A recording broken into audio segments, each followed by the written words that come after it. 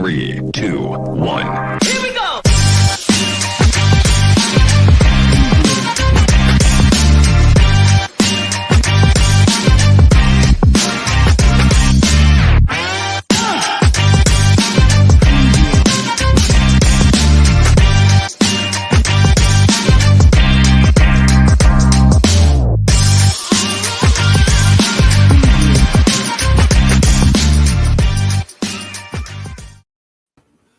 What up? It is the Dennis and Andy Show, Monday, interview edition.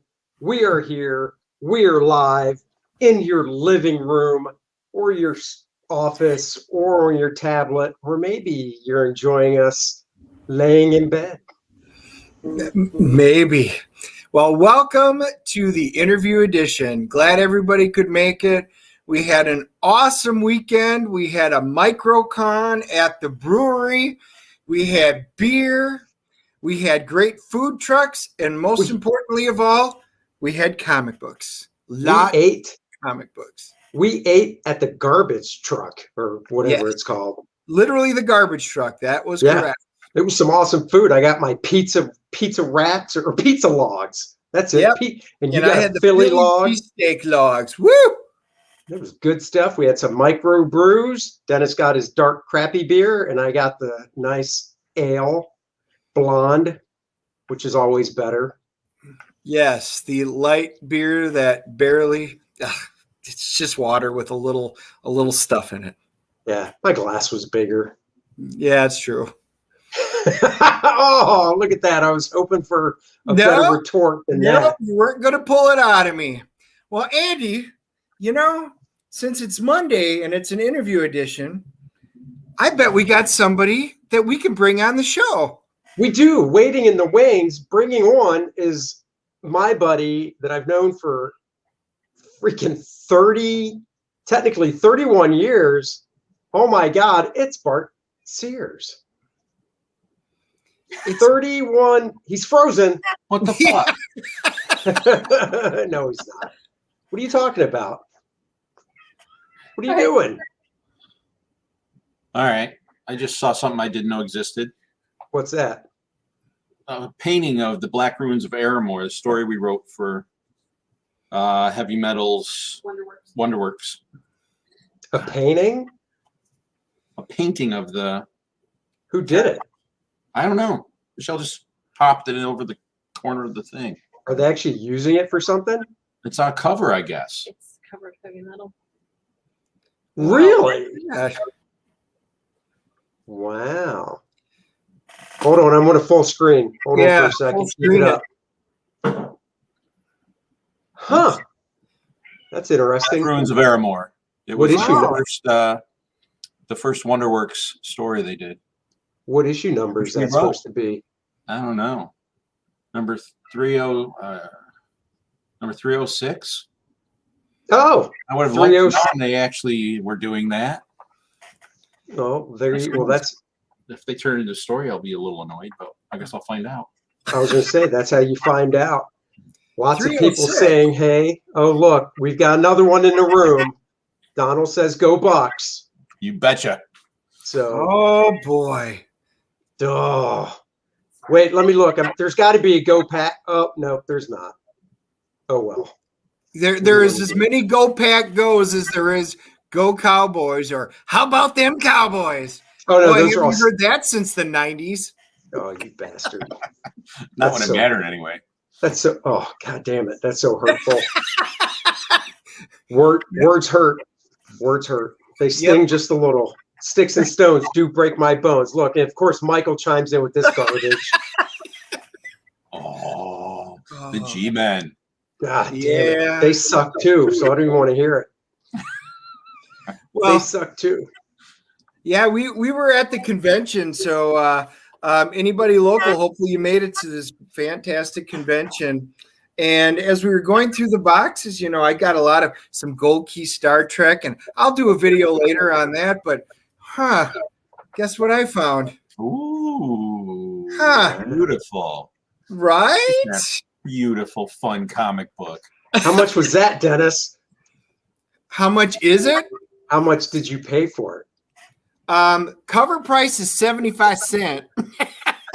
And you paid, I want my $2 because that's what it was. It was a $2 comic book. Yep. It's sure. Oh, real quick. Signed. We were gone at 3, weren't we? We left at 3:00. Yeah, we left like right around 3. Yeah, Susie came and she ate at the garbage truck while we were finishing up. But we had walked around, we picked up all of our books, and we kind of skedaddled at 3. Lot of stuff going on. We looked for you. What was that, Bart? Did you guys have a table there? No. We were just walking around. So it was a scaled down version, I guess.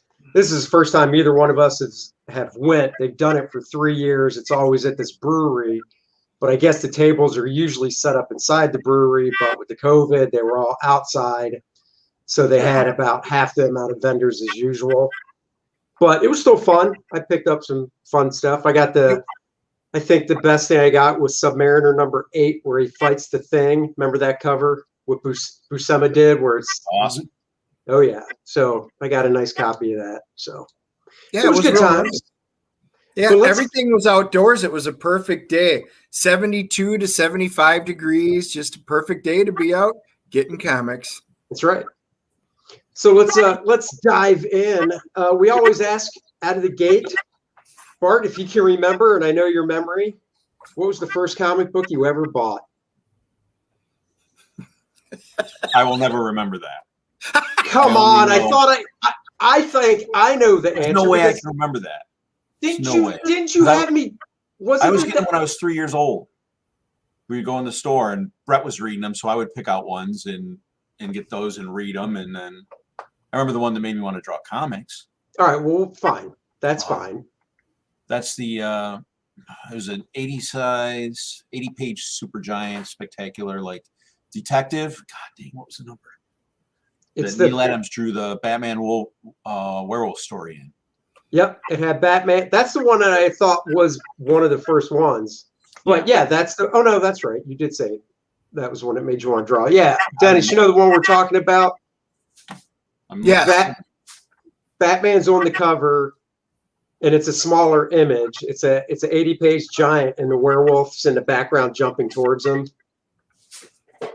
Yep. So I can't remember the number. That's a very good one, but that's just a general question we always like to ask.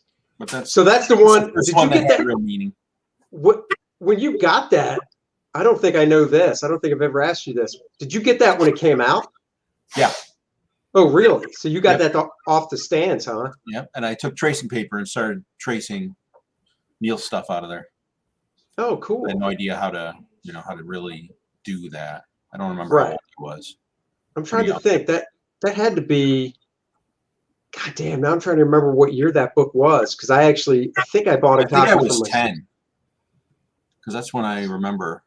So 73. I was going to say it's probably early 70s. Yeah. So that sounds about right. So did you keep collecting after that? I was never per se a collector, and we didn't have a shop. I'd go like if I would go to the spinner rack wherever I would go. I never really knew when they came out. Nobody at the store ever could answer any questions about comics.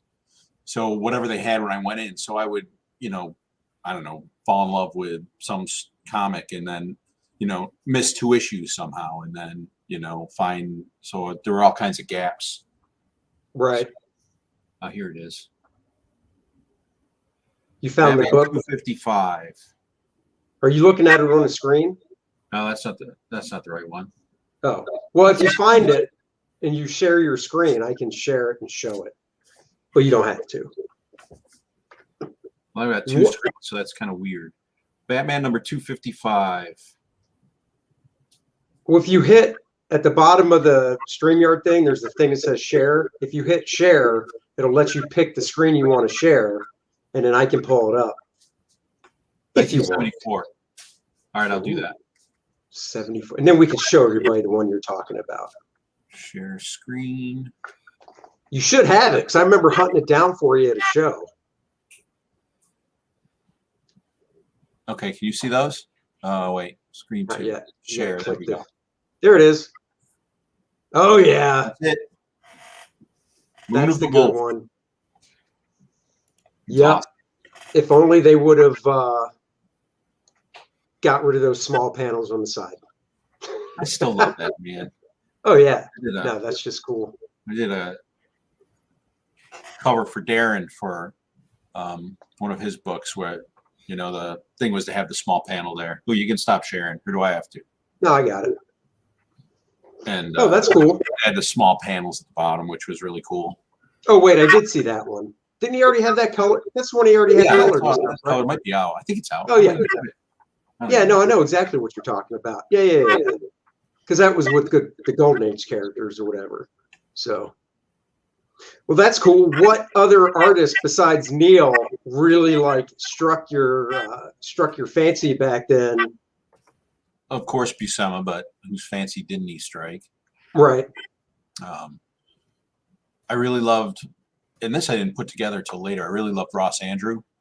Whenever I saw his stuff, I picked it up, and I didn't realize how influenced my own art is by his until decades later. And I was like, holy crap. I look back at some Ross Andrew stuff. I'm like, all right, he did impress me. So then in what ways do you see that? Posing, action Really? poses. Yeah. I think, you know, how the lower legs go and the feet and stuff. A lot of stuff like that really strikes me. Were you talking more of his? So my memory, my memory, I can't remember exactly. Oh, I know. Are you talking his DC or Marvel stuff or both? Mostly Marvel. I don't actually think of a DC book he did right now, except the Batman, Spider-Man, which was awesome. Right. Well, and then the story behind that was Superman. Neil. Oh, they redrew it, man. Yeah. And then John Romita Sr. went in and retouched almost every Peter Parker face. That was the very first crossover between the companies. Yeah, so they had a lot of control. They wanted it to look a certain way, and it was great. Which it's funny because that was the one that DC had more control over. So you saw the cool panel layouts and stuff. Because the one Marvel had control over that John Buscema drew, which I still really enjoy, but Shooter had control over it. So it's that 6-panel all over the place, and you're just like, man, why didn't you just let John do his thing? Like what he did in Avengers and stuff. Yep. And even awesome. Conan. Yeah. And it looked like, honestly, to me, it looked like John was like, okay, here you go. Oh, yeah, I'm sure he hammered it out. He's like, oh, you just want me to do 6-panel grids? Here you go. Yeah. It wouldn't surprise me. I mean, it's still very nice, but, yep. What are you going to do? It's Big John. Well, yeah. So at what point did you decide, when did the Kubert School come into the picture? Like, how did you discover it? When I was 10, I decided I wanted to draw comics. When I was 16 or 17, I got really into dimensional animation. I had a little Super 8 camera. And I started animating my little Mego superhero figures, which kind of sucked for animation. So I started using G.I. Joes and did some fun stuff with that. And I did some claymation. And then I started sculpting and casting foam figures that I built these metal armatures for. Like, I learned from the King Kong stuff. Oh, yeah. The same way they did it. And I made a little movie of that. And I wanted to go to USC for film. I really wanted to become a director.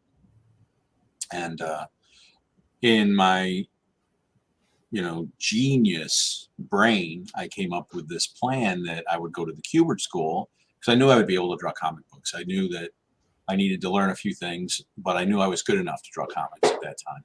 So I knew I could do that. So I figured I'd go to the Kubert School, learn to draw comics, and use my comics career to fund me going to USC for film because I knew that was expensive. And at 17, I really didn't want to write the paper you had to write to apply for film. Really? Yeah. Even back then, you had to write an extensive paper, huh?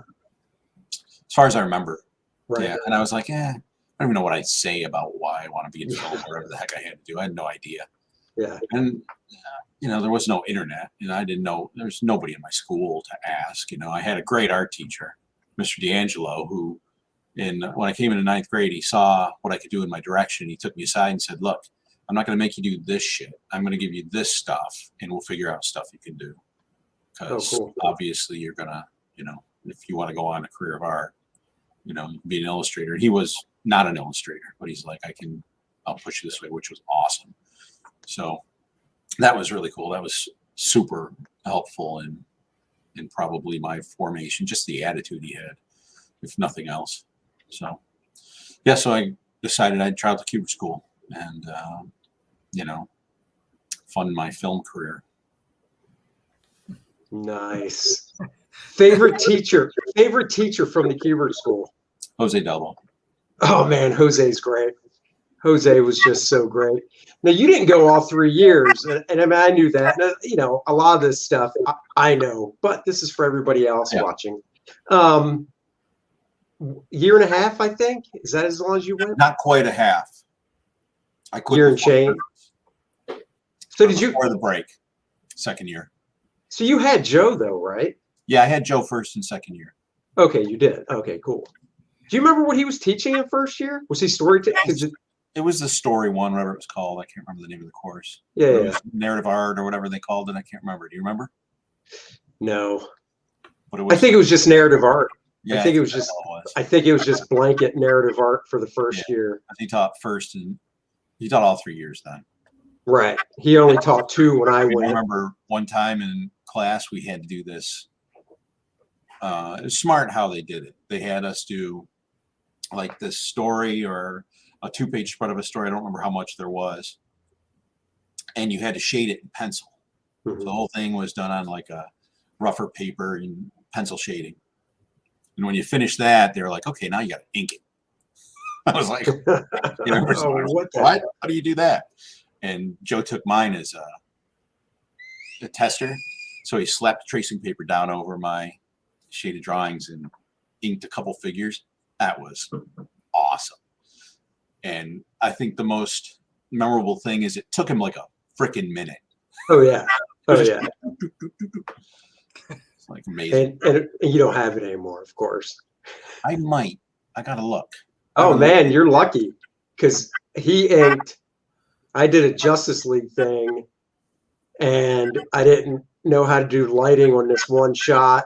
And he did the same thing. He put tracing paper over it and just slammed some ink on it. And, real quick, pulled out a brush pen, way before they were cool, just whipped out this brush pen and winged it out. And I had it, but then a bunch of my Cuber School stuff got lost in a flooding type thing when I was back when I first moved to Florida. I stored a lot of stuff at John Beatty's garage, and he had a little incident there. So the figures. I know. So we got a question. It says, Mr. Sears, your work on XO was phenomenal. How did you find your inspiration with an iconic character who isn't a quote-unquote big company character? That's actually a pretty darn good question. I mean, there are actually, I think XO had a lot of things going for it. He was a barbarian, which I love, and a version of Iron Man, who I love as well, and is really cool. So that really helped. But also, I read before I started, I got the few Valiant books that they had made before I did XO 14, and they were all really good stories. I got really drawn into the characters back then. So those 3 things really helped pull me in, and I just had an affinity for XO, in my own mind. So that was that. That's cool. That's wicked cool. What was your first published work? Do newspapers count? Sure. Yeah, sure. Why not? We can go up the line. We can go up the line. When I was in 3rd or 5th grade, I don't remember. My mother sent it to me a few years ago. She'd saved it. I had done this Black Bart cartoon, and they did a feature on me in the local paper and printed the cartoon. Oh, that's awesome. That's so cool. So that would be the first. All right, well, comic stuff now. Like, how did you break in? Let's go with how you broke in After you bounced out well, actually before break, because I know you did stuff before. Yeah, my This first. is tough. I should actually have Dennis ask the questions because I know so much of this, and Dennis doesn't. So Dennis should probably be the one asking the knows questions. a lot. But Andy's already half answering them, waiting for you to answer him. So we'll just go with that. Well, I was going to say, so after the Kubrick school, go from there. What made you bail? I was burnt out. I hated to draw. I kind of always hated to draw, and having to do it every day, I found brutal, and I couldn't bring myself to do it. So I got out. I said, this isn't for me, and I got out. And I moved back home and moved furniture for a while and thought, my God, this really sucks. Man, manual labor. This blows. Yeah, I was like, and it was, my dad was the, general manager or whatever of the company. So it was an easy to get the job. I didn't have to actually. Okay. I worked there every summer anyways. Oh, right. But then I was like, I think first. Yeah. So I can't remember exactly the timeline. Somewhere in there, I did a short stint as a computer graphics guy, which was a lot of fun. It was for a small company. And this is back in 1984 or 5. What computer graphics were being done back then? I mean, dude, I was playing Atari back then, and you knew what those looked like. I had to count every time I clicked the mouse, and it would draw a straight line. Oh, God. And like for this face, I would have 8 clicks. That's how much space they had in the game for graphics. Oh my God. I mean, I think the games were like 258K or something. I mean, it was insane. It's like Karateka. Those are the old games like Karateka, and where you could either punch high, punch straight, punch lower, kick. That's your whole thing. Oh, it was way worse than that. Way worse. Educational games, there was nothing. That's what I'm saying. I mean, I remember, wasn't it 83, 84 when Atari came out? Probably. With like Space Invaders and shit. I mean, that's what we had. 2600. It was all pixel art. I mean, there was no graphics. So yeah. And they wanted me to stay on. I was like, that's boring. I can't stand it. But I might have done that after. I don't know. I don't know where the timeline is anymore. But I decided after trudging through some of those jobs that I should probably draw comics and make some money. And I had a young family to support that was just starting. So I did some sample pages. I think they did 3. I wish I could find them. I can't even find copies of them. I have no idea what happened to them. And I just showed up in Marvel one day, back when you could just drive down to New York City and show up, and asked to see who was free. And this tall, skinny, gangly kid came out who was Mike Carlin, and took me back and introduced me around, and Larry Hama gave me some work. Oh, nice. And I was sad because I saw I can't remember his name now, but he was editing Spider-Man then, and he said, if you were here a couple weeks ago, if you come back in 2 or 3 months, I'll have some Spider-Man for you. I was like, but no, I got Biker Babes. Did that see print? No. Okay, that's what I thought. I remember seeing copies of it years ago when we first met, but I didn't think it's all print. I think I have copies of both of them. I did 2, and Larry Hama was funny. He started cleaning the gun while I was in there, like he was all badass. It was pretty funny. Kept up inside, and but back then I would have to think. Do you remember? Was it a revolver? No, I don't think so. No? It was an automatic. Oh wow. We'll bounce around with stuff, but Eric McIntyre wants to know what's Maiden about and where can he get it. So take it away, buddy. Maiden, all the Maiden tales are revenge stories. Young women who've been cruelly abused or murdered or tortured or raped or whatever. There's this force called the Maiden that seeks them out. and finds them, and they become a vessel for this vengeful force that carries out vengeance on those that wrong them. And I'm saying that so badly. I should have prepared myself. No, that's fine. But this is Maiden. Oh, hold on. I'll full screen Full it. screen it. I'm going to. Give me a second. There you go. Cool. You know, the other way too, if you want to pull them up on your screen, I can share your screen too. So if you want to do that, it's up to you. Let's see if I can do that quick. And it's in, and I can answer another part of it. It's in Heavy Metal Magazine. I believe this is the part you'll have to answer. How many issues are 305? Is the 303, the first Okay. chapter.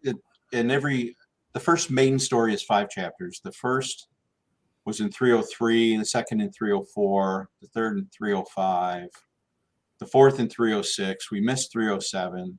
The fifth is in 308, and the new story starts in 310. The second story. Cool. So there you go. So it's in Heavy Metal, and I know for a fact 305 is out on the shelf. So you just have to go back and get 303 through 305, and 306 will be coming out this month of May. So that's where that will be. Well, and that should be a special issue, right? 306. Because aren't both of you going to be in 306 at the same time? Yes, Mike Huda drops in 306. Oh, nice. Yeah, I wasn't, this is the Bart episode, so I wasn't going to say anything. But yeah, Kuda, did I tell you that already or no? I don't remember. No. Yeah, 306 Kuda debuts, and then the next Kuda comes out in August. So whatever number that is. And I literally just started today. By the way, oh, there it is. Do you want me to add that to the stream? These are just images. Oh, yeah, for this is cool. Instagram. But that was easy to Ooh, give a that did taste. lose it. Cool. But yeah, that's Maiden. Oh, wow. And Yeah, we'll be that's in cool. we'll be in heavy metal for the next 6 or 7 years at least. We might have some Nice. soon too. Very cool. Are they supposed to collect it at some point, or is that all on your end if you We're want to? doing pamphlet comics, which I guess is what you call normal comics now. And the first one has already come out, which compiled the first 2 chapters, and that's sold out. So It did? yeah, and I think they're doing a second printing. I never even saw it come out. Yep. Because that's what Keith was telling me about Kuda, is he reworked the second part of the story that like I said, I started drawing today because they're looking to put the 2 out together, collected like that. And I never even saw it come out. So that's kind of annoying because I would assume it was a standalone book, right? Yeah, here it is. I'll share it again. Yeah, let's see. Because now I gotta talk to this funny book store. There it is. Oh, and that's out now? Yeah, it came out a month ago or more. Yeah, I never saw that. I didn't either. Yeah, because I definitely would have bought it. The second issue will compile parts 3, 4, and 5 and finish the first arc. Oh, cool. Oh, that's awesome. Oh, sweet. You'll have to send me that link later because looking at it, it looks like I just buy it from the website. Yeah. So I can order 2 because I know Dennis wants one. Yeah, Yeah. it saved me a little work there, Andy. Yeah, I will. Yeah, no, that's cool. I did not know they were doing that. So that's very cool. So definitely, guys, you can also get it that way. Let's see. There was another question up here. Oh, here's another question from Michael. If you can reinvent any character or team, who would you choose? Reinvent. Single character or team. So Well, I'd love to just take Batman and run with it, but who would? I mean, there you go. I mean, it's a simple answer, but I mean, that's kind of, to me, it's almost like, well, if he were to ask a follow-up and say, who's your favorite DC character, would you say Batman then? Yes. by far. Yeah. So I mean, because I think that's what it is. It's kind of like, who's your favorite character? You know. Yep. Would you ever want to, if DC said, Bart, we want you to do a Justice League Europe miniseries or one shot, would you have any interest in doing that? My heart would, for sure, and then it would depend on several other things. Well, besides, and you could write it. So creatively, you could write it and draw. If I was going to do it, I would beg for Keith and oh, really? Mattis to write it. Oh, hell yeah. Oh, okay. Oh, yeah, that's I would want to relive that old glory. I mean, if they wanted me to take over Justice League and do it a new way, that's a whole different story. But if it was just a one shot to harken back to the day, I would definitely want Keith to write the damn thing. Yeah. Favorite character in Justice League? Europe, that is. Justice League Europe. Captain Atom, followed by Metamorpho. Yeah. What? No love for Crimson Fox? I mean, you did make her up. She was on TV. That was her, huh? That was supposedly her on TV. Rock never hit her on TV. Yeah, that was. Let's see. Eric's got another question. Oh, wrong one. How was it dealing with Andy at the Kubert School? Well, we didn't go together. So, because I was teaching at the time, and there was this annoying kid.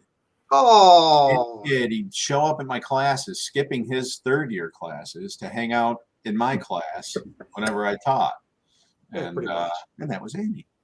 That was, and I'd go hang out at his apartment afterwards and drink beer and watch him draw Justice League and do my homework.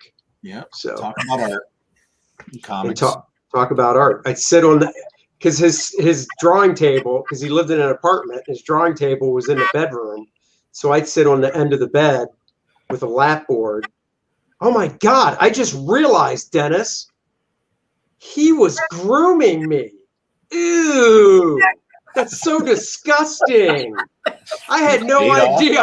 I was so young and impressionable. I had no idea this older man was grooming me.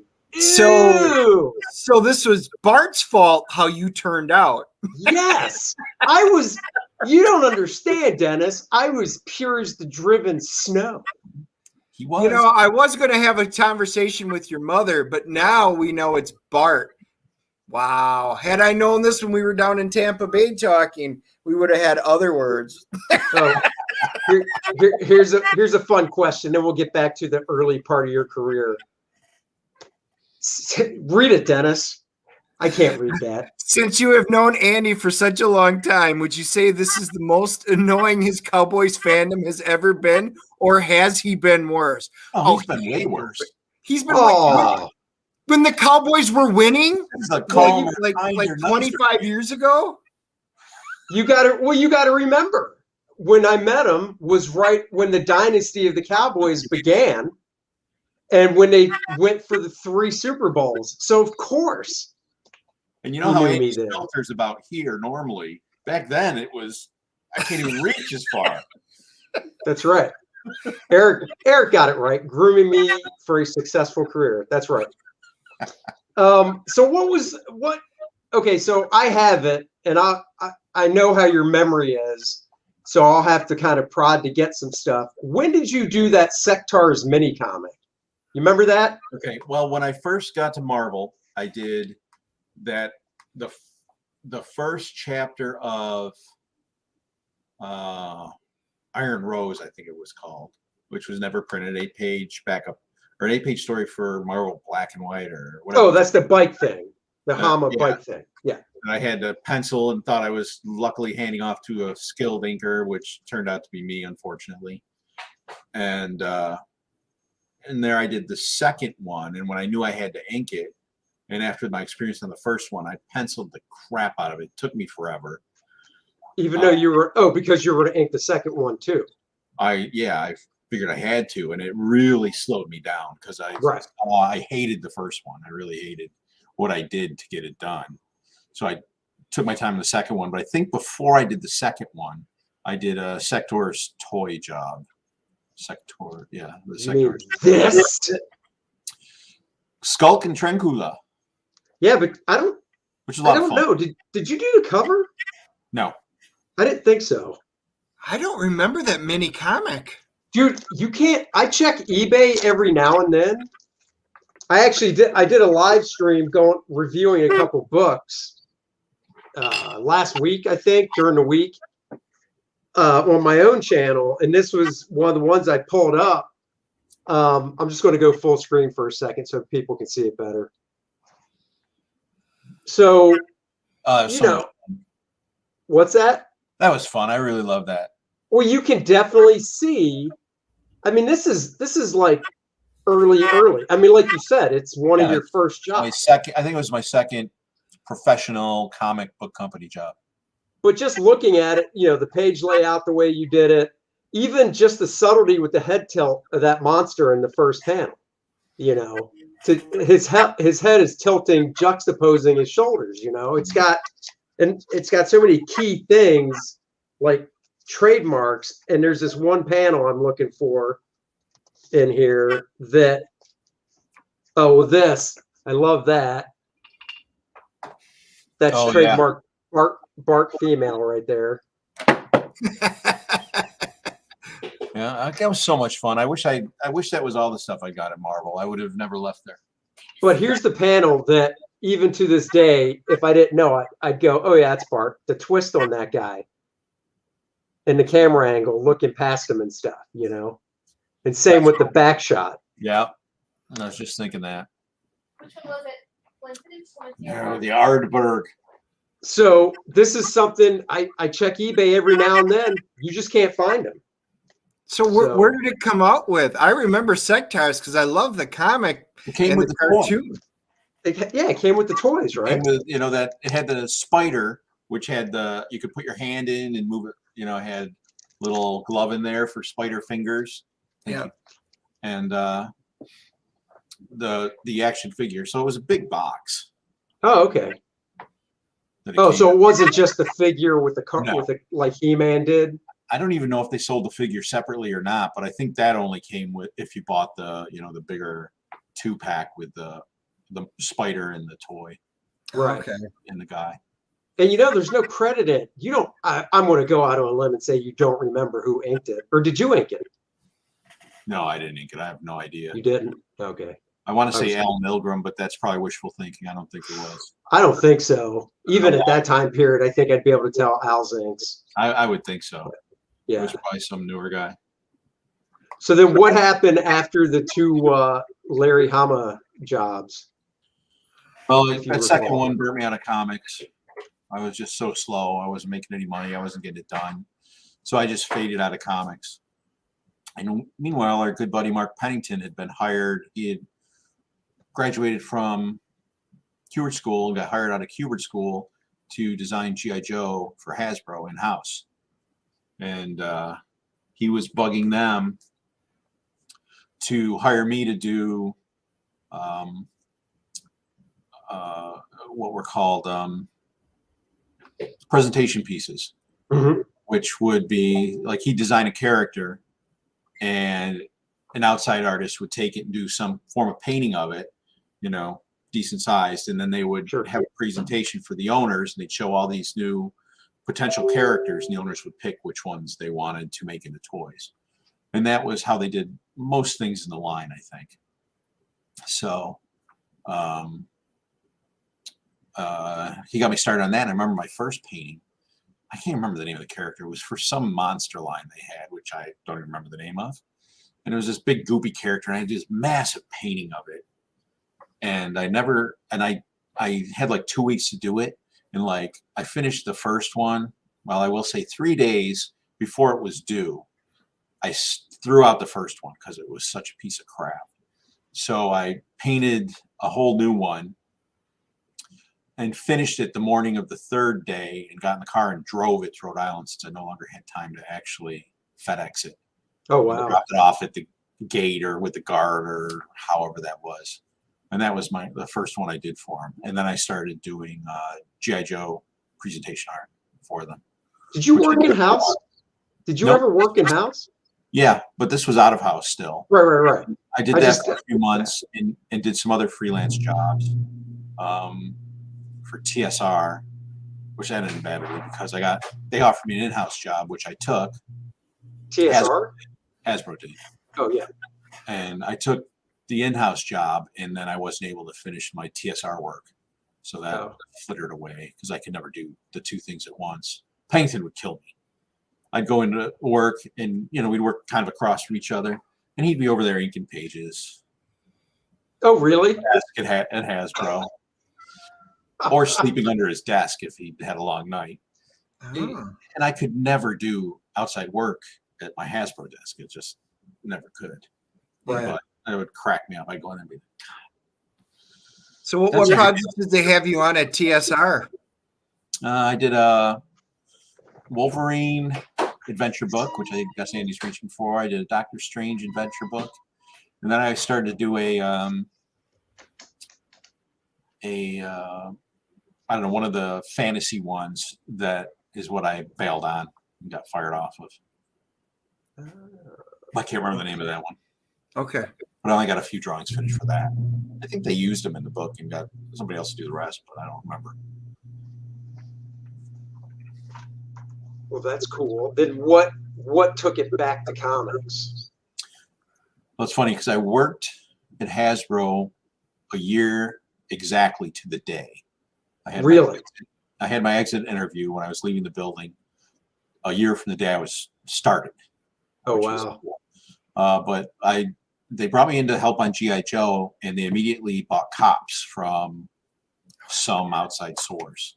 So they put me on cops, and it was really cool because they wanted to do it on the G.I. Joe buck, those little skinny shoulder guys, but they were going to do them, I guess, 5 inches instead of 3 inches. Mm-hmm. And I talked them into doing the different size heroic bucks. So we got to do the fat guy buck, the skinny guy buck, and the muscular guy buck. Oh, right. So I designed the bucks for them. And then engineering, of course, made them work. But that was really cool. So I got to design the cops line. And that should have been really successful. But they kind of didn't. The way the toy business works, my understanding is they didn't print enough on their first run to fulfill orders, and so the second year was doomed because they never fulfilled orders on the first. Yeah, because they had aerators at the same time, which was a company-owned product. I don't know if you remember aerators. No. Yep. Nobody does. Oh, Air Raiders. Yeah, I do. Aerators. I don't think I ever saw them though. Did they actually go to production? Crap out of that, and they sold nothing. So when you go in like the Hasbro store where Hasbro employees could shop, all they had was aerator stuff. I mean, they had tons of that they could never sell. So my understanding was that they killed cops to try to push aerators. Oh. Which is stupid because cops, I guess, people really enjoyed it and couldn't find it in stores. So it was good. they kicked themselves in their butt. But I did cops, and DC was brought in to do the comic book. Andy Helfer and who was the writer? I'm blanking on his name, and I feel bad. Oh shit! Was it Barr? No. Was it Mike Barr? No. I don't think so. No. I don't remember. I'll think of it. I'll look it up quick. But they came in to talk about the line, and usually they just talk with the marketing people. But the head of marketing, he was a super cool guy, and he liked me a lot and knew I liked comics, so he let me come into the meeting. And Helfer, he's like, bring your comic card. So I was like, okay. So I brought some of my stuff in, and all my stuff they had all my stuff for cops. And Doug Mensch was looking through. Doug Mensch. Doug Mensch. Sorry, Doug. And I remember Helfer kind of looked up at me and said, "Hey, you want to draw some comics?" I said, "Sure." So he hired me. So he started talking to me and hired me to do Cops number 3 because it was already late. Imagine that. That's Should have been shocking. my first clue about how comics work. Yeah. Cops issue 3 of a brand new comic series. Of course. But I called Andy when I got the job, and I was like, "Okay, I quit." He's like, "Oh my God, you can't quit! I can't guarantee you comic work." blah, blah, blah. I'm like, don't worry about it. I'm fine. Just send me the work. So I did Cops number 4 he hired me to do. I'm sorry. Cops number 4. So I did Cops number 4. I quit Hasbro because I knew I could not do both. Oh yeah. And I quit Cops number 4. I did Cops number 4, and then I finished that and said, "What's next, Andy?" And he said, "Okay, I need you to do Cops number 3." I was like, "You're kidding me, right?" And nope. So I did Cops number 3 and said, "What's next?" And he said, "I want to make a new artist on Spectre." I said, "Okay, sounds great." So somewhere in there, I moved. That doesn't matter. He sent me Spectre number, I think it was 18, 24-page stories back then, which I love, are great. And I had finished the 6th page, and I got a call on a Monday morning, and Helfer said, "Hey, we're doing this big crossover event, Invasion, and the artist just quit. I need you to do issue 3 of Invasion." I'm like, sweet, 80-pager. Sign me up. Nice. It's like, yeah, Keith Given's writing it, so you'll have layouts, which is how Keith writes, which is awesome. I don't know how much I learned from that, though. I can't even put a value on that experience. I'm like, great, sounds good. He's like, okay, you got to finish Spectre first, though. I'm like, okay, yeah, of course. Sure. He's like, I need you to be in the office this Friday to talk about Invasion. I'm like, okay, I can drive down. He's like, I need you to bring in Spectre finished. I'm like, it's 2:00 Monday. I just finished page 6. There's 24 pages in this story. I have to leave at 6 a.m. Friday, right, to get to New York by noon or whatever. That's 18 pages, Andy. That's 3 working days, really. He's like, yeah, I know. You can do it. You can do it. You can do it. You can't do that. You can do it. You can do it. You can do it. This is a lot of my conversations with Andy. There's no way I can do that. Yes, you can. You can do it. You can do it. And somehow I did it. I urge you not to go by Spectre 18. And Mark Pennington, I got to be my anchor. And the first 5 or 6 pages look great. And beyond that, close your eyes. But cover's really nice too. And I drove to, he saved me on that. Cover's great. He didn't have to do 18 pages in 3 days. But he was new. It was his first, big job, which was really cool. And to be able to work with him like that. But so then I drove to New York. I got, there's no reason for me to go down there. Like this Invasion, whatever. But anyhow, so I started Invasion the next week, and I had to do 8 pages a week for 10 weeks to get it done. Oof. I think now is a bullshit timeline, but they all were, so who knows? Oh yeah. I did it, and the only way I could do it is I took Andy's script, I blew up the page to 11 by 17, put it on a light box, put in my borders, made something cool, and went to town. There you go. Look, somebody's going to go by pages out blind. No way. AJ Cub's going to go by Spectre 18 right now. Killing me, man. Killing me. Where did that single issue of Armor fit into all this? Because I thought that was before DC, but it wasn't. Yes, that was before Hasbro. Maybe that's what I showed Andy. I don't remember. But I took forever on it because I don't think they ever actually fired me. No, I don't think they did because I finished that issue and they had Rudy Nebrez ink it, and it looked spectacular and absolutely nothing like what I drew, which is fine. I was okay with that. And they called me and asked me if I would do Armor regularly. And I said, is Rudy going to ink it? And they said, yeah. And I said, well, can I just do breakdowns? They said, no, we want full pencils. I said, well, if Rudy's going to ink it, it's absolutely useless for me to do full pencils. And we had this back and forth, and they wanted me to do full pencils. And if Rudy was inking it, there's no way I was going to do full pencils. So I said, no. Sure. Yeah, no, I mean, it's a great looking issue, but there's got to be, even to this day, when I look at it, there's like just these few things that you do that if people know can go, oh yeah, that's Bart. Oh, Yep. that's Bart. But if you just give it to somebody and go, who drew this? They think it was probably, somebody in Neil's studio with Rudy, Yeah. Fixing it up.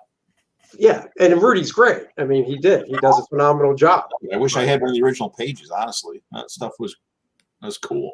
You just got to call up Neil. He'll give them to you. Yeah. He's probably watching. Neil? Yeah. He's doing his own live stream right now. Let's see. It's Jack and Joe. I'll assume you might know who that is. I know Jack and Joe. Okay, good. Just want to acknowledge that they said hey.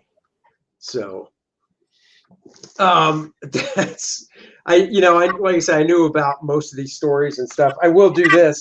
We'll jump up to this issue of Spider-Man that so Dennis is a huge X-Men fan. Okay. Huge X-Men fan. I'm gonna bet, I could be wrong, but I don't think Dennis owns this issue that has an X-Men character in it. Ooh, with that great cover. I like that cover. Peter Parker? Which one is it? Here, I'll full screen for you. I know your eyes suck, Dennis. They do. Or- Stupid. Number 4. I'll tell you in 1 second. But wait, Dennis.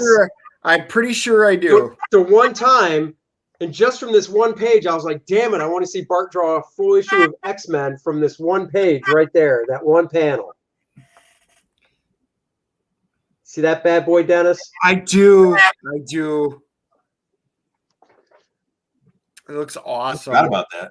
I don't have any of that art. I don't have any art. So what am I talking about? I know. I was going to say, you don't have anything anyhow. So I don't think I even have JPEGs of the pencils of that, or Yep. or copies of the pencils of that. I was just saying copies, maybe. I You do own have it. Yep. You do? I bet it's not signed though. That is true. It is not signed. We'll fix that.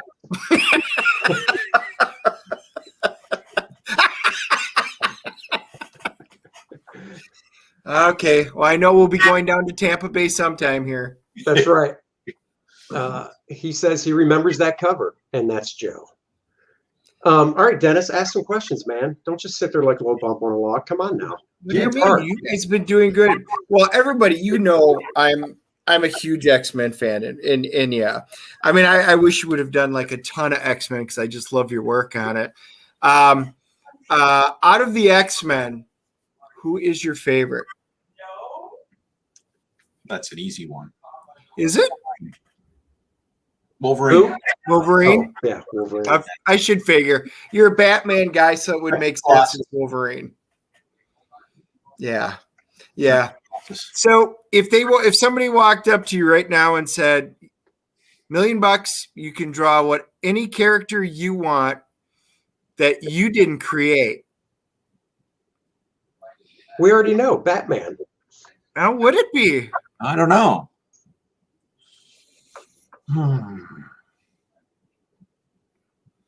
Well, for $1 million, any character I want that I didn't create, Yep. Casper. Casper, You the bet. ghost. 5 minutes, $1 million. What are you talking about? It'd be that Alpha Flight Snow issue that Bart Sears wrote. Why would you even say Casper?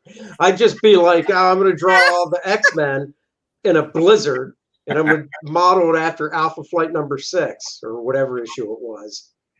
So, the correct answer to that question, by the way, was First Man, but that's okay. I've drawn Okay. him. I've drawn him. No, he said that you didn't create. It didn't have to be somebody you've never drawn. Oh, here you go. Still wouldn't be First Man. Oh, you bastard. Penumbra. That's I was going to say it'd be the female. Yeah, the funny thing is, Michael, I saw that short box of Wizards, and I was looking through it because there's one issue of Wizard I wanted, but he didn't have it. So that's because Michael got it. one of your buddies, no, it was before he bought it. One of your, I assume this is Joe, says, if Bart could be any superhero he wanted, who would it be? Ooh, not draw, but actually be. Oh. Well, I mean, you've got to say you can't be Superman, right? Because that's like every power. So who wouldn't pick Superman? Right. Well, Superman doesn't drink scotch. You know who who I would does? Constantine. I would pick Batman from the movies because his superpower is he's super rich. That's true. Constantine. Oh, Oh, that's what about actually Tony good. Stark? Tony Stark drinks. Oh, was Yeah. that whiskey? You could be Tony Stark. Now this is Scotch, my friend. I know. That's what I was trying to think. Was it whiskey that Tony drank? Agent Cub says, Bart, would you sign my copy of Spectre 18 I just bought? Here's my question to Agent Cub. Where the hell did you just buy it? Because if it was eBay, it couldn't have cost more than $1. You're paying more for shipping. Wow. Why would you say that? Because it's Spectre. Nothing to do with Bart. Damn it. I had a great follow-up fun question, too, that I totally forgot because my mind's going. Oh, this was the question. Who's your favorite Batman actor out of all the Batman actors, since there's been so many now? I know it's George Clooney, but omit him. I never thought I would like Michael Keaton, and he proved me wrong. But my favorite was Ben. What's his name? Affleck. Was it because of that? Of I assume it's because of his acting and stuff and how he portrayed the character, not just because of the costume. Because I like Affleck as well, but I really love the costumes. I think they finally got it right. I think him as Bruce Wayne and him as Batman was perfect.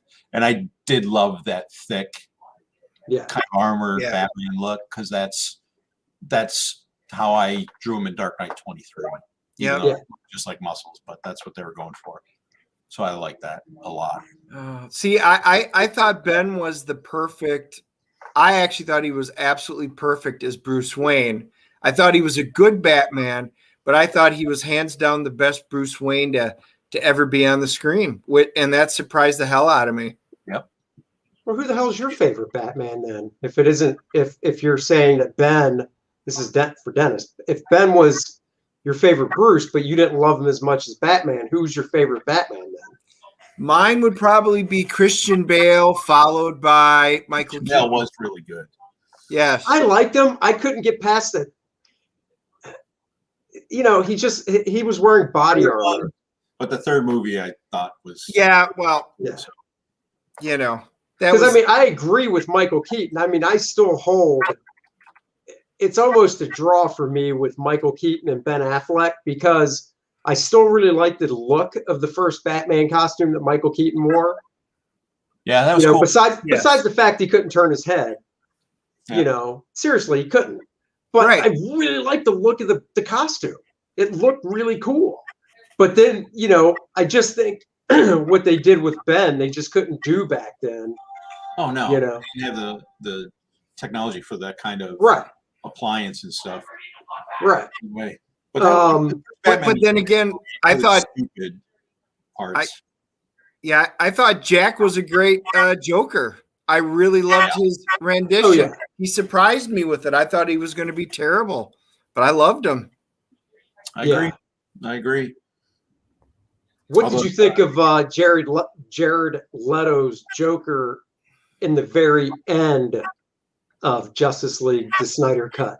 Because you saw that. I know you saw the Snyder Cut, but you saw that scene too, right? Yeah. I mean, it's okay. I didn't. Yeah. I don't think it holds a candle to Dark Knight 2. And I'm sorry, what's his name? Who did Joker? Oh, Heath Ledger. Heath Ledger. That was just unmatchable. I don't know how he did that. That was just brilliant, I thought.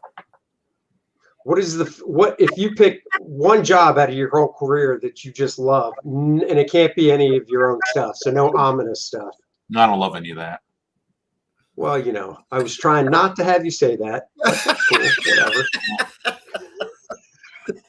It's hard. Blunt man. Because I like things for different reasons. It's hard to have a favorite. Like nobody has a favorite child, right? Well, I mean, I only have one, so I do. I stopped at one, so I don't have to answer that question. And you can have a favorite child. You just don't want to say it on YouTube. I have a handful of favorites. Okay, like what? the first Dark Knight trilogy. I did I'm- 20, 21, Oh, 22. right. Yeah, Legend of the Dark Knight. Yeah. Those are like one issue to me. The second one I did, Dark Knight 200, Yeah. double sized. So Batman, imagine that. I was going to say, yeah.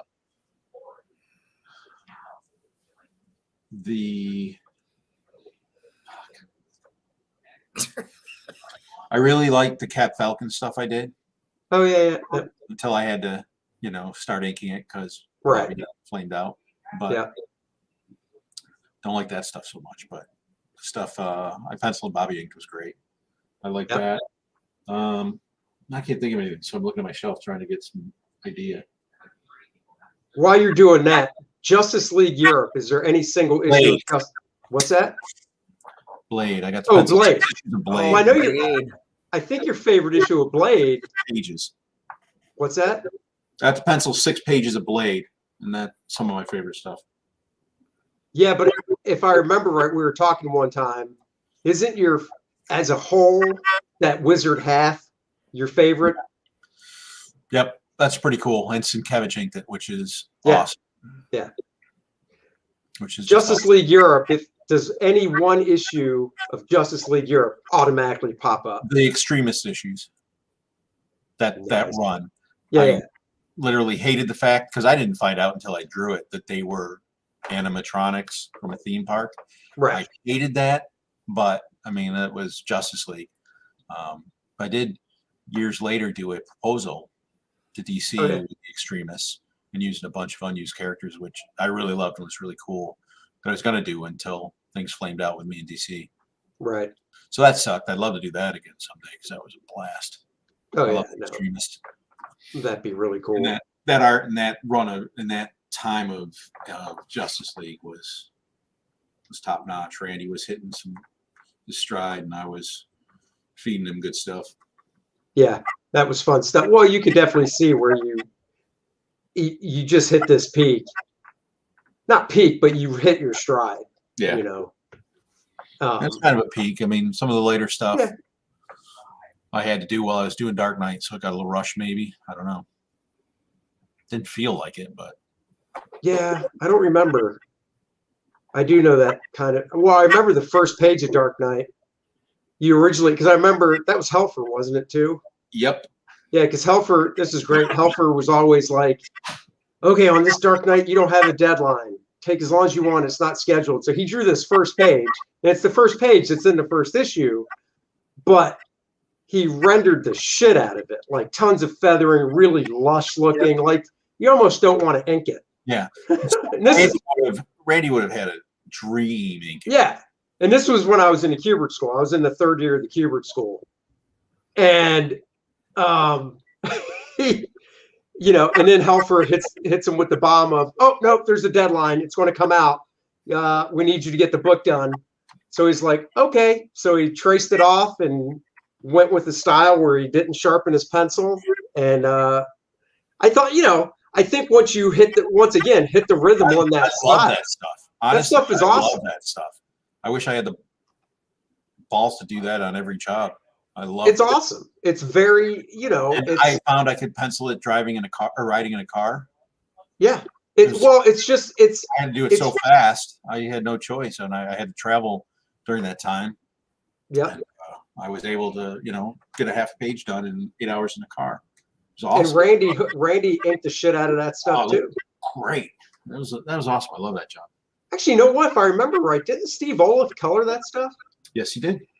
He did a good job on that stuff too. That's Yeah. one job that And I know was, got. That was still when the paper wasn't glossy. Yeah. So it was like fully computer colored. Well, simply computer colored. So it had fades and tone in it. But it was that paper that sucked in the ink, so it was kind of muted. Oh, I love that. That's how I'd like every comic to ever be printed. Well, and the thing too is that's one of those jobs that I know got a reprint. I want to say in Germany. Did you get one? Because it's never been reprinted over here, but they did do a reprint in a foreign country, and I want to say it was Germany, but I don't recall. I guess you're right. They never did that one. No. They never even did it in a compilation of like, oh, let's reprint, 8 issues, 2 story arcs.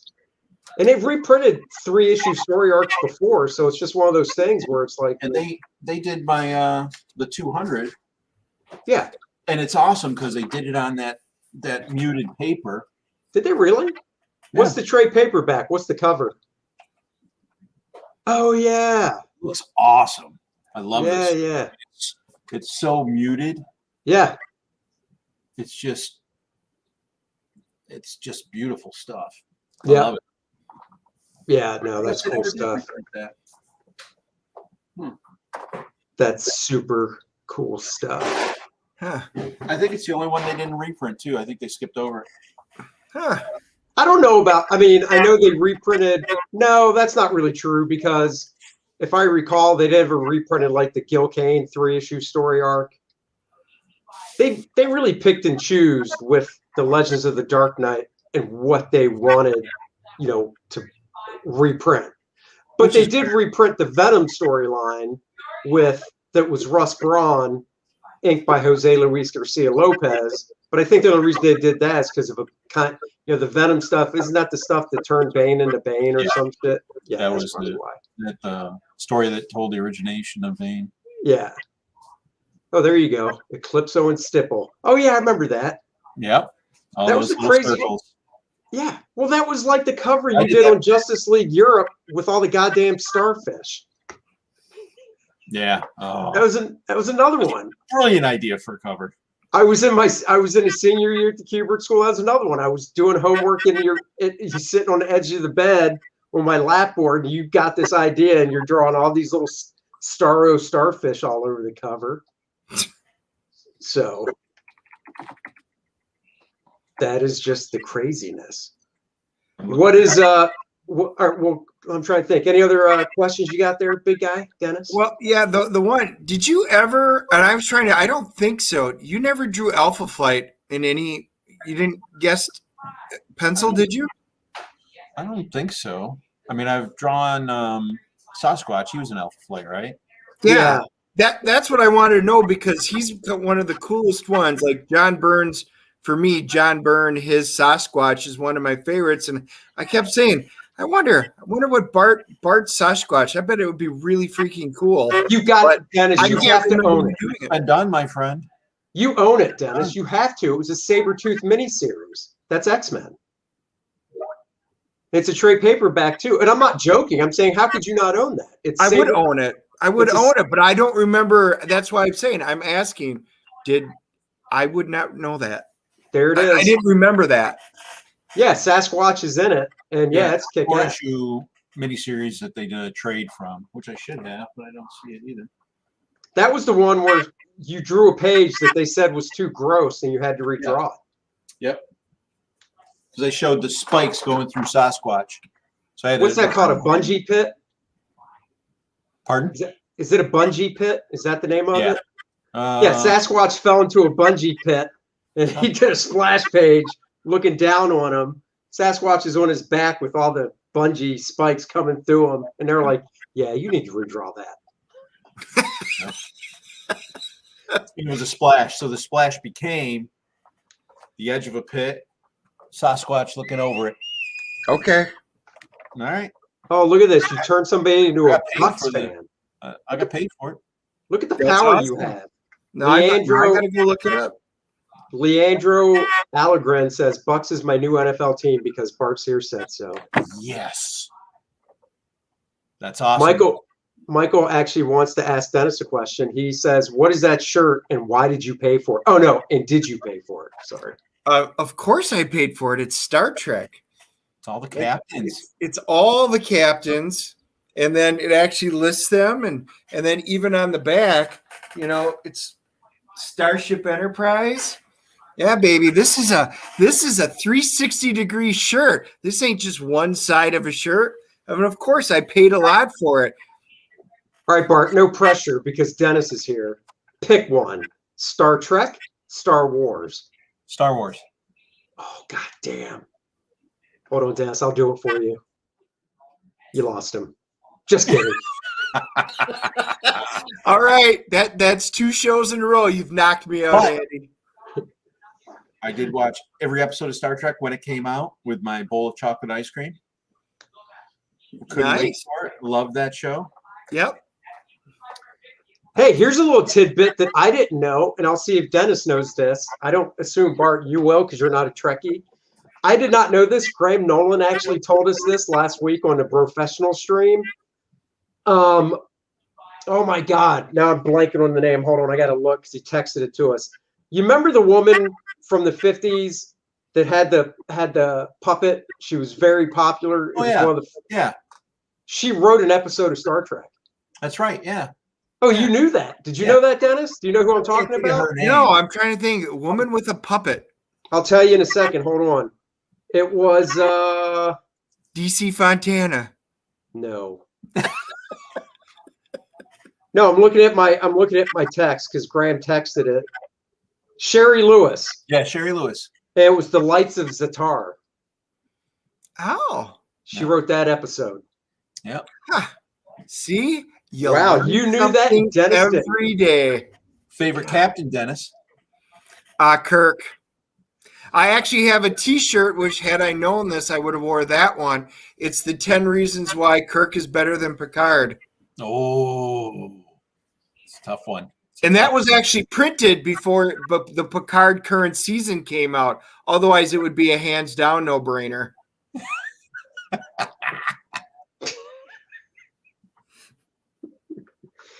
Let's see. Favorite current show you're watching now? The new season of Handmaid's Tale. We just started that, Oh, okay. I've never which watched is it. much better than I expected it to be, honestly. Have you watched? And if you haven't, don't waste your time. Stowaway yet? I have not. Well, then don't. That good, huh? Yeah, Dennis and I both watched it. We're going to talk about it on Friday. Yeah, you don't. There's not much to talk about, but we are going to talk about it. I think when it actually ended, it was one of those endings where you're going, well, I can't really see how this could go any further, but there's no way they're just going to end it like this. And then the screen goes black and the credits pop, and I was like, oh yeah, they did. That's probably artsy. No, Artsy. I wouldn't call it that. New No Remorse on Amazon. No. Oh, have you watched that? Did you say you did? Is it good? I didn't find it It's like- the thing, but it was good. I mean, it was really cool. it's the guy that plays Creed. Oh God, Yes. what's his name? I'm blanking on his name. Damn it, Michael B. Jordan. B. Jordan, and it's the Tom Clancy thing. Yes. And it's set up for sequels. I mean, I wanted to really be grabbed and pulled in, which I wasn't. And maybe that's because I watch it I turn it on at 11 at night before I go to bed, and I'm half asleep, but it didn't grab me, and I really wanted it to. But it was really good. The action was great. The first 8 minutes are like you're in a Black Ops video game. It's pretty cool. I made Asher watch the first 8 minutes, and he's like, I've done that. I've done that.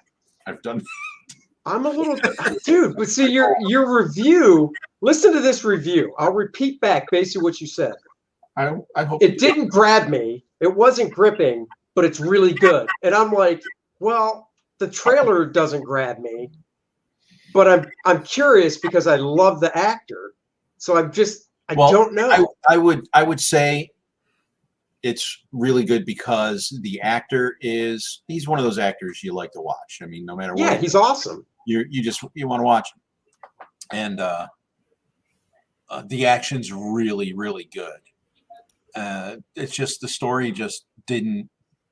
The story itself. The story itself and maybe some of the directing didn't pull those heartstrings that you want to really draw you into the movie. It just didn't do that for me. And like I say, that might be because I watched it in 2 sittings because I fell asleep the first time late at night and finished it working the next day. So, right. Maybe those were factors because I wasn't, just completely focused on the movie. Right. But, I honestly think it missed those marks, but it's really good. I'll watch it again, probably 2 or 3 more times, but it's not like, I don't know. I can't think of a movie that I want to think of right now. But I hear you. I hear you. Oh, Agent Cub says the ending was blah.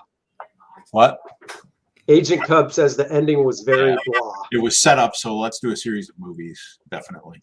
Yeah. I don't think I don't know. I like oh my God, what's the one with the dude from The Office? That's a series. Oh, it's the same Tom Clancy writer. Yeah, I know, but what's the Jack Ryan? Jack Ryan, I love. Those are great. Yeah, I can't wait for the next. And Amazon, I believe it's Amazon, got the rights for Dennis and I were just talking about him, the Tom Cruise, where Tom Cruise should never have played the character. Reacher, Jack Reacher. Yeah, Jack Reachers. Yeah, you know they got the rights to that, and That's cool. Cool. Who they cast. Those movies are good. It's funny because I've read some of the Reacher stuff, and I see Tom Cruise, and I'm like, well, who supposedly is cast to play him in those. Oh, they're getting somebody else. Yeah, for the show, for the series. You watch Teen Titans on DC Plus, or yes. The guy that plays Hawk. Oh, that's awesome. That guy's huge. That's awesome. I love that dude, man. I know. He's awesome. He's a great Hawk. He's a great superhero. I love that dude. He was in a movie I saw where he was a boxer, I think, or something. Slow budget movie. He's a boxer and he's kind of. Oh, wait, really?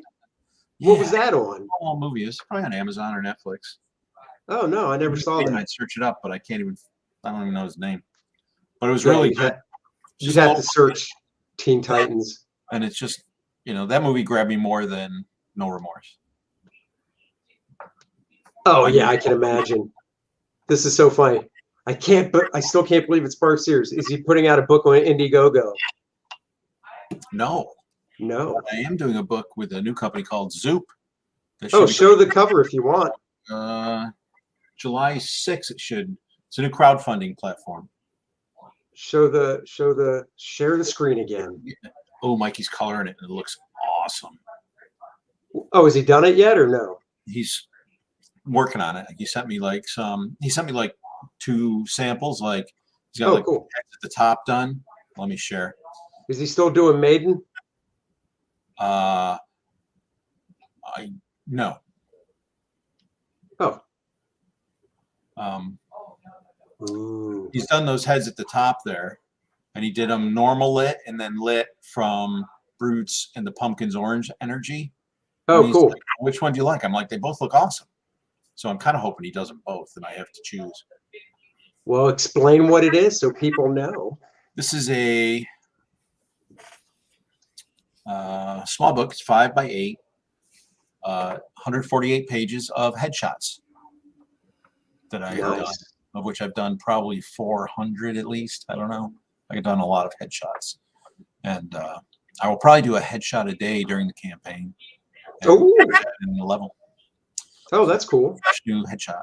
And I'm going to do characters I've never done before for those headshots. So that should be fun. Oh. It's still getting worked on all the details, but yeah, that'll be weird. How we're going to do a launch event too. I don't know how that's going to work out. Probably with my new I don't know if it's Twitter or YouTube or what it is that J Penn works with me on. Oh, wait, is that the Instagram that I've seen? It's a different name. Bart Sears. Yeah, it's Instagram. Yep. Yeah. So we got some stuff coming up for that, and we're going to do a launch of the campaign on there. Oh, that's cool. I don't know cool. what that's going to entail yet, but some cool stuff. Here's a good question for you. Artist you yourself fanboyed over when you met him? I want to say no one. Yeah. Joe Kubert? Nope.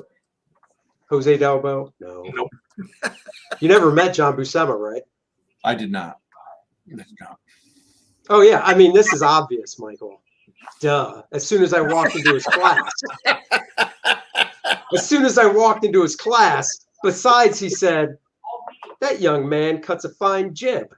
Once he saw my art, he goes, and he draws like an MFer. With a little of my, Bart goes, with a little of my spit, shine, and polish, he will draw like an MFer. You never met Kirby either, right? I think people are people. Yeah. You never met Kirby, right? Yeah, I didn't think so. I did not think so. Brian Blevins is saying, I love Bart Sears, but I'm not saying it. Your Exo Man of War work changed my life. I will own some original art one day. Oh, yes. Well, he has an Exo cover he's selling. Yes, you can look at it right now. So if you want to buy a cover of Exo, he's got one for sale. Well, that's fortuitous. It's super fortuitous. Look at your big words. I know, and you can't even pronounce it. It's super fortuitous. There you go. I'll show it. For sale, Exo Man of War. It was a Borderlands variant. variant. Yep. It's a variant cover for Yep. Borderlands. So there you go. So Brian, if you want, that is for sale. So there you go. That's super sweet. Okay, let's end with let's end with NFL predictions. I know you're just going to say, "Oh God, it's going to be the Bucs going to the Super Bowl again." Well, I'm not going to say that, but yeah, they will. What do you think? Let's go with this then. Let's go with this then, because we know it's not going to be a perfect season. What would you predict now? Not even knowing who they're playing, because that doesn't come out till the 12th. Their season will end up looking like record. Well, 17 games this season, right? I Did think. they start this season? Should be. Should I be. think so. I think so. I think they will be 12-5. Ooh, wow. What's the pack going at this year, Dennis? And Dennis, Wow. here, I'll give you this. You can even go with two options: the with Rodgers with and the without without. Rodgers. Yeah. Yeah. You know, I'm going to go 10 wins with Rodgers, and I'm going to go 9 wins without Rodgers. Oh my God! I wouldn't even Wow. go there. Holy crap! Wow. And I'm going to say I think Rodgers retires out of spite. And I think Jordan Love gets it, and he's our diamond in the rough, and we never look back. Yeah, there you go, Bart. Prediction: does Rodgers retire or does he keep playing? Oh, he goes to Denver. Oh, you're calling Denver, huh? Yeah. He's not going to give up yet. It's the only place they'll trade him. Full time. He still has fun going out there. Discount double check. Yep. Discount double. Miss that. He's still good enough to play. He knows it. Oh, he is. He is, and nobody's saying he's not. He just wants everything on his own terms, irregardless, which isn't a real word, of what his contract says. Well, now I'll predict Dallas because I know you guys are dying to know my prediction. Well, They will. you can just use one hand They will win the NFC East. with 5 wins. 9 wins. That's how bad the NFC is going to be. 9 They'll and win, they'll win the East with 9 wins. Do you know what? I think the Giants are going to have something to say about that. Not to mention the Washington. We really don't have a football name team. Yeah, Bart, I don't know if you saw that, but I saw a story about a week or so ago that they might just leave that name for the Washington as the football team. Washington football team. That's Because they lame. Yeah, the article, the headline, I didn't even read the article. The headline pretty much just said that everybody's kind of used to it now. Because It's nobody's like- used to the Redskins or nobody's used to the Giants. I mean, so never anyhow. It's been a year. Trust me, get a good name and they'll be used to that 10 years from now. Yes. Actually, they'll be used to it halfway through the season. So Exactly. So look at that. Boxing. North Free's a boxing and MMA fan. And I bet they would have more wins than the Cowboys. Oh. No fair. oh, that's a big one. That is just, when the Cowboys take the East and then storm through, since we're all in the NFC, and then storm through the playoffs and make your teams look like little bitches, you'll be going, damn it. He was right. I am ready for that. When I turn 75, I'll be waiting for that day. I'm sorry. Who won the playoff? Who won our playoff CBS pool last year? That's got The nothing to Dallas do with the Cowboys. The Dallas What? Cowboys? No, I didn't. No. No. Too bad you don't play for Dallas then. Yeah. I'm too old now. Now. I could have in my prime. In my prime, I could have. If I didn't want to sling a pencil, I could have been out there passing it down the field. The prime's down the road. No, my prime's. Oh. Well, I only need one hand. Sometimes Right. two. Yep. Sometimes I need two. For win. Well, not for wins. Oh. That's so sad. Ouch. So Wow. sad. What else you want to plug, Bart? Anything else? Not that I can think of right now, but I really have to go to the bathroom too. So So it's back in my mind. that is a good way to end the show. We're all good. We want to thank you for joining us, of course. Oh, thanks for And, having us. This was you a know, blast. That's awesome. Thanks. I do really appreciate it. My pleasure. It was fun. And we'll see you guys on Friday. There's not going to be a show Wednesday because it's my daughter's 18th birthday. So we're not doing a show. That's right. Yeah. She turns 18. And so we'll be back on Friday at 4 o'clock to drink a beer and talk comics and whatever else. Well, So we we'll see. we got to show our great finds at the convention, and we're gonna talk a little TV, a little movies, and but yeah, mainly comic books because big haul this weekend. That's right. So we'll see everybody on Friday at 4 o'clock. So everyone have a great night. We'll catch you guys later. Bye, Bye, guys. everybody.